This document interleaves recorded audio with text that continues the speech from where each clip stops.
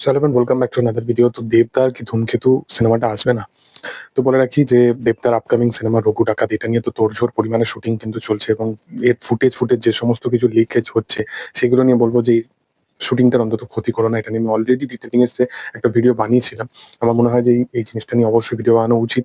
সেই কারণে আমি বানিয়েছিলাম। বাট যেটা হচ্ছে যে এখন মানুষ যেটা হচ্ছে যে এই বছরে 'ধূমকেতু' এবং 'রঘু ডাকাতি' দুটো নিয়ে কিন্তু অডিয়েন্সের মধ্যে প্রচন্ড পরিমাণে একটা অ্যান্টিসিপেশন ক্রিয়েট হয়েছে। এর পিছনে রিজনটা হচ্ছে মানুষ জানে যে দুর্গাপুজোর আগে কিন্তু দেবদাকে 'রঘু ডাকাতের' আগে কিন্তু দেখতে পাবে না। মানে ডিরেক্টলি যদি 'রঘু ডাকাত' রিলিজ করে তাহলে সেই দুর্গাপুজোর সময় মানে বছরের ঠিক শেষ ভাগের ৪-৫ টা মাসে দেবদা ২ খানা সিনেমা নিয়ে আসবে। যেটা বিগত বছরেও করেছিল এবং এই বছরের ক্ষেত্রেও কিন্তু সেম জিনিসটা করবে। ২০২৩ ছিল যেখানে সে ৩ টে ছবি ড্রপ করেছিল এবং অগাস্টে একটা ছিল, তোমার পুজোর সময় একটা ছিল এবং ক্রিসমাসের সময় একটা ছিল।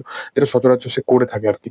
বাট গত বছরে সে দুর্গাপুজো এবং ক্রিসমাসের টাইমটাই এসছে। কিন্তু এই বছরে এমন একটা টাইম আছে যেখানে কিন্তু দেবদা ৩ বার আসবেই। এবার বলে রাখি ৩ বার কি করে? তো 'ধূমকেতু' সিনেমাটা, এই সিনেমাটা কিন্তু আবার রিলিজ করার ভাবনা-চিন্তা চলছে এবং প্রত্যেকবারই এই সিনেমাটা একবার করে রিলিজের জল্পনা-কল্পনা চলে, কিন্তু এতদিন ধরে ছবিটা পোস্টপোন হতে প্রায় ৬ থেকে ৭ টা বছর কিন্তু কেটে গেছে।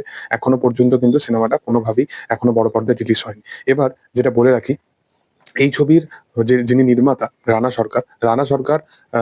রানা সরকার প্রযোজক হিসাবে, রানা সরকার মানে ভায়াকমের সাথে তার একটা ছিল নির্মাতা হিসেবে, কৌশিক গাঙ্গুলি, সরি।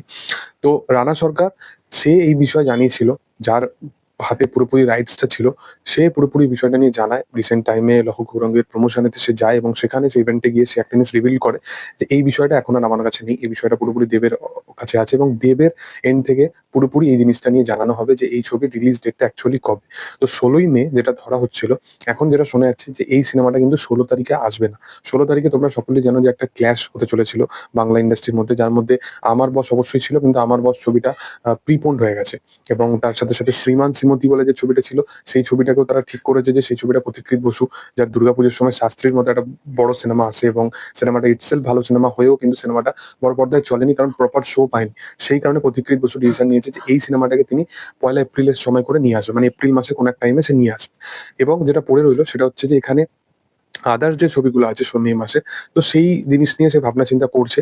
তো সেখানেতে ধরা হচ্ছিল যে 'ধূমকেতু' সিনেমাটা হয়তো আসতে পারে এবং অন্যদিকে হয়তো 'এসবিএফ' এর সিনেমা আসতে পারে। এরকম একটা ভাবনা মানে 'একেন বাবু' আসতে পারে। বাট এখন মনে হচ্ছে 'এসবিএফ' একাই সিঙ্গেল রিলিজ করবে।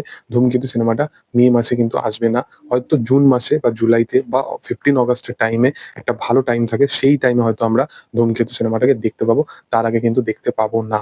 তবে হ্যাঁ, যতটুকু মনে হচ্ছে যেহেতু দেবের এন্ড থেকে এই ব্যাপারটা চলে গেছে, দেব পুরোপুরি এর ডিসিশন মেকিং আ যে ব্যাপারটা সেটা পুরোপুরি দেবই সামলাচ্ছে। সেহেতু এটা নিয়ে ভাবনা চিন্তা করা যেতে পারে যে এই সিনেমাটা কিন্তু কনফার্ম বড় পর্দায় আসবেই আসবে।